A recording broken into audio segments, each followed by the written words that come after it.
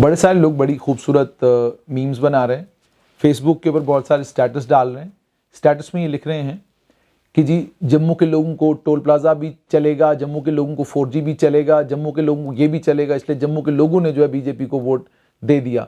ठीक है, ये तमाम चीज़ें आप कह रहे हैं, लेकिन जब ये तमाम बातें आप फेसबुक के ऊपर लिखते हैं, सोशल मीडिया के ऊपर ये तमाम बातें आप करते हैं, क्या आप कभी ग्राउंड पर जाकर ये मालूम करने की कोशिश करते हैं कि ऐसा भारतीय जनता पार्टी कर क्या रही है जिसके कारण बीजेपी लगातार जीतती जा रही है?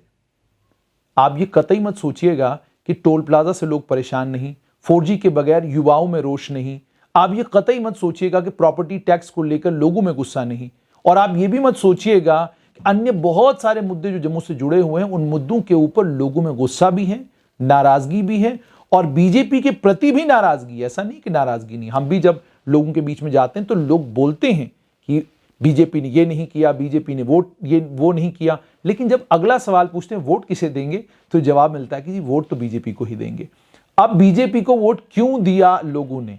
सवाल तो ये बहुत अहम सवाल है। सांबा में, जम्मू में, कठुआ में, उधमपुर में, रियासी में, डोडा में, किश्तवाड़ में, रामबन में, पुंछ में, जम्मू संभाग में सब जगह वोट पड़ा है। कश्मीर में भी 3 जगहों पर भाजपा जीती है। ठीक है, मैं उसमें जाना नहीं चाहता कि जी वहां बाइकआउट था, ये था, वो था। विक्ट्री इज विक्ट्री, जीत होती है। आप बाद में उस जीत को लेकर कोई भी कहानी कह दें, वो कहानी आप कर सकते हैं। जम्मू संभाग में आखिरकार इतनी बड़ी जीत इन तमाम मुद्दों के बावजूद बीजेपी की क्यों हुई? वजह बिल्कुल साफ है कि अगर आप भारतीय जनता पार्टी के कामकाज करने का तरीका देखेंगे तो आपको समझ आएगी कि जो पार्टी 24/7 राजनीति के मूड में रहती है, जो पार्टी 24/7 राजनीति कर रही है, शिविर लगा रही है, कैंप लग रहे हैं, भाजपा के नेता कैंप लगा रहे हैं, कार्यकर्ता 24/7 काम कर रहे हैं, खुद संगठन महामंत्री हर जगह घूम घूम कर पता कर रहे हैं कि क्या लीडर जो है वो कॉन्स्टिट्यूएंसी में घूम रहा है कि नहीं घूम रहा है, कौन कार्यकर्ता कहां पर है, उसकी क्या जरूरतें हैं, उस कार्यकर्ता की क्या परेशानियां हैं, उनको दूर करने के लिए जो संभव प्रयास किए जाने चाहिए वो हो रहे हैं कि नहीं हो रहे हैं, ये सब कुछ है। उसके बाद रेगुलरली इन तमाम चीजों को रिव्यू किया जाता है कि अगर हमने फलां क्षेत्र फलां लीडर को दिया है तो वो अपने क्षेत्र में काम कर भी रहा है कि नहीं कर रहा है, और उस रिव्यू के बाद जो कार्यकर्ता कहता है उस कार्यकर्ता के कहने के अनुसार उन तमाम बातों का संज्ञान लिया जाता है, और संज्ञान लिए जाने के बाद करेक्टिव मेजर्स भी लिए जाते हैं। ये कहना कि जी प्रशासन मदद कर रहा है, बीजेपी की पुलिस, ये वो सब का इस्तेमाल जो है वो बीजेपी कर रही है, ये बात हजम करने वाली नहीं, पत्रकार कर भी नहीं सकते। वजह यह है कि जिस भी पार्टी की सरकार रही है प्रशासन का इस्तेमाल सभी पार्टियों ने किया है। नेशनल कॉन्फ्रेंस ने अपने कार्यकाल में प्रशासन का इस्तेमाल किस तरीके से किया, उनके कार्यकाल में डीसी और एसएसपी क्या कुछ किया करते थे, वो इतिहास का हिस्सा, सब जानते हैं। कांग्रेस ने अपने कार्यकाल में प्रशासन का इस्तेमाल चुनाव जीतने के लिए ना किया हो, ये अगर कांग्रेस के लोग कहेंगे तो गलत बात है। कांग्रेस अपने इतिहास पर नजर दौड़ाए तो उनको पता चलेगा कि उन्होंने भी अपने कार्यकाल में प्रशासन का इस्तेमाल किया।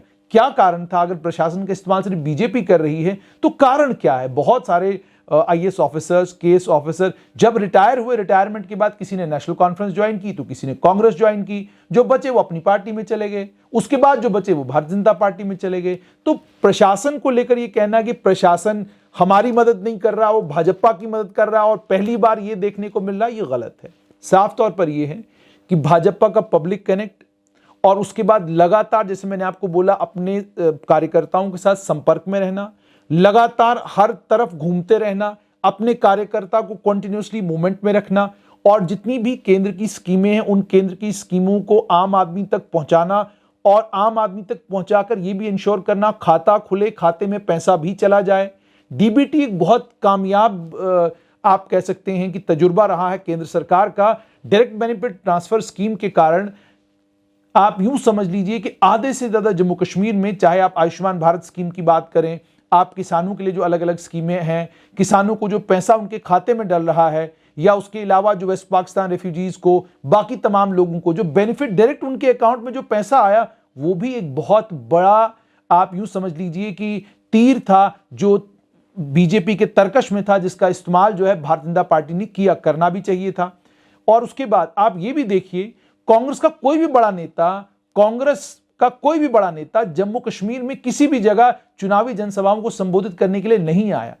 कांग्रेस के किसी भी बड़े नेता ने डीडीसी के इन चुनावों को बड़ा अहम नहीं समझा, ना कोई अहमियत दी। यहां तक कि कांग्रेस के राज्यसभा में नेता प्रतिपक्ष गुलाम नबी आजाद भी जम्मू कश्मीर नहीं आए। उन्होंने जम्मू कश्मीर में संपर्क साधना भी सही नहीं समझा अपने कार्यकर्ताओं के साथ कि भाई आप इतना बड़ा चुनाव लड़ने जा रहे हो, आइए मैं भी आपकी मदद करता हूं। छोटा चुनाव है, हमने नहीं लड़ना। लेकिन भारतीय जनता पार्टी के बड़े नेताओं के जम्मू कश्मीर के आने पर हम लोगों ने भी बड़ी सारी बातें की, भाई क्यों आए ये लोग, इतना बड़ा चुनाव क्या है कि अनुराग ठाकुर चुनाव में आ रहे हैं, तरुण चुग खुद यहां बैठे हुए हैं, स्मृति ईरानी यहां आ रही हैं और कई केंद्रीय नेता यहां पर जो इन चुनाव में आ रहे हैं। चुनावी जनसभाओं को संबोधित करने के लिए जब इतने बड़े बड़े नेता आ रहे हैं तो केंद्र यह बताने की कोशिश कर रहा है कि जम्मू कश्मीर में जो भी चुनाव होगा हम उसको इतना ही सीरियसली लेंगे। हम बिल्कुल निचले स्तर से शुरू होंगे, क्योंकि हमें डीडीसी हो, पंचायत हो, पंच हो, सरपंच हो, नीचे से लेकर ऊपर तक हर जगह प्रशासन में हम चाहते हैं कि भारतीय जनता पार्टी के कार्यकर्ता जीते, इन तमाम इंस्टीट्यूशंस का वो हिस्सा बने। और जब वो हिस्सा बनेंगे, जाहिर सी बात है आपका कार्यकर्ता खुश है तो आपकी पार्टी जिंदा रहेगी। अगर आपका कार्यकर्ता दुखी है तो जाहिर सी बात है पार्टी आपकी कमजोर होगी। तो अपने कार्यकर्ताओं को तमाम इंस्टीट्यूशंस में इंश्योर करना कि अलग अलग इंस्टीट्यूशंस में इनकी भर्ती हो और ये अलग अलग इंस्टीट्यूशंस का हिस्सा बने, उससे जाहिर सी बात है आप जब राजनीति में आते हैं तो कोई भी आदमी राजनीति में इसलिए तो नहीं आता कि वो सिर्फ जनता की सेवा करना चाहता है। कुर्सी तो हर एक को चाहिए होती है, एक आधी कुर्सी मिलनी चाहिए जिसके ऊपर मैं बैठूं और मैं लोगों को ये कहूं कि मैं भाजपा में था तो मुझे ये कुर्सी मिली है। तो ये इसका मतलब इंपॉर्टेंस दर्शा रहा है कि डीडीसी के चुनाव को उन्होंने इतना इंपॉर्टेंट लिया, कांग्रेस ने नहीं लिया। कांग्रेस ने इन चुनावों को बिल्कुल यूं समझ लिया कि चलिए जाइए जी, हमारा कार्यकर्ता लड़ रहा है। और मैं यहां तक कहूंगा कि कांग्रेस ने यह कह दिया कि जीतते हैं तो जीत जाए, हमारे जीतने की आशंकाएं बहुत कम है, तो बेहतर है कि हम किसी सेंट्रल लीडर को इन चुनावों में भेजेंगे ही नहीं, बेइज्जती हो जाएगी। छोटा सा चुनाव क्या जी, इस चुनाव को क्या लड़ना है। और उसके बाद कांग्रेस के नेतृत्व में एक और दिक्कत ये कि मदन लाल शर्मा बीमार हुए, कोविड पॉजिटिव हुए, नारायणा में वो एडमिट हुए, उनके पुत्र भी नारायणा में एडमिट हुए। उनकी कॉन्स्टिट्यूएंसी में कांग्रेस ने काम ही नहीं किया। हारने के बावजूद और लगभग धराशायी होने के बावजूद कांग्रेस के नेता अभी भी अपने गर्म कब्रू को छोड़ने के लिए राजी नहीं। उसके कंपैरेटिवली आप भारतीय जनता पार्टी को देखिए। आप प्रदेश अध्यक्ष रविंद्र रैना को लेकर कोई भी बात कहें, लेकिन एक सच्चाई है कि प्रदेश अध्यक्ष रविंद्र रैना हर एक से मिलने के लिए 24/7 अवेलेबल रहते हैं, अपने कार्यकर्ताओं से भेंट वार्ता करते रहते हैं, संगठन महामंत्री घूमते रहते हैं, अलग अलग जो मंडल बनाए गए उन मंडलों को का रेगुलर रिव्यू होता है। तो ये तमाम चीजें साफ तौर पे दर्शाती हैं कि जिस समय कोविड-19 था, लोग, मैं और आप घरों के अंदर थे, भारतीय जनता पार्टी उस वक्त ई संपर्क कर रही थी, यानी इलेक्ट्रॉनिकली अपने जो है वर्करों के साथ इंटरनेट के माध्यम से जुड़ी हुई थी और ई रैलियां जो है वो संबोधित हो रही थी। यानी आप अपने घर में बैठे हुए हैं और आप ऑनलाइन जो है अपने नेता की सारी बातें सुन रहे हैं। ये सब कुछ भी बीजेपी ने इसी कार्यकाल में किया। यानी कभी भी आप जो है ना, भारतीय जनता पार्टी का जो वो कॉन्टिन्यूसली लोगों के साथ जो संपर्क है, उस संपर्क को किसी भी समय उन्होंने कटने नहीं दिया। यही वजह है कि भारतीय जनता पार्टी ने 4 डिस्ट्रिक्टों में एंटी इनकम्बेंसी होने के बावजूद सूखड़ा साफ कर दिया बाकी तमाम पार्टियों का, और अन्य जम्मू के जो डिस्ट्रिक्ट हैं उन डिस्ट्रिक्टों में भी भारतीय जनता पार्टी का परफॉर्मेंस बहुत अच्छा रहा है। अब यहां से आगे क्या, यहां से आगे ये कि भारतीय जनता पार्टी के लिए किश्तवाड़, डोडा, ये 2 ऐसे क्षेत्र हैं जिन क्षेत्रों में भारतीय जनता पार्टी का परफॉर्मेंस ठीक नहीं रहा है।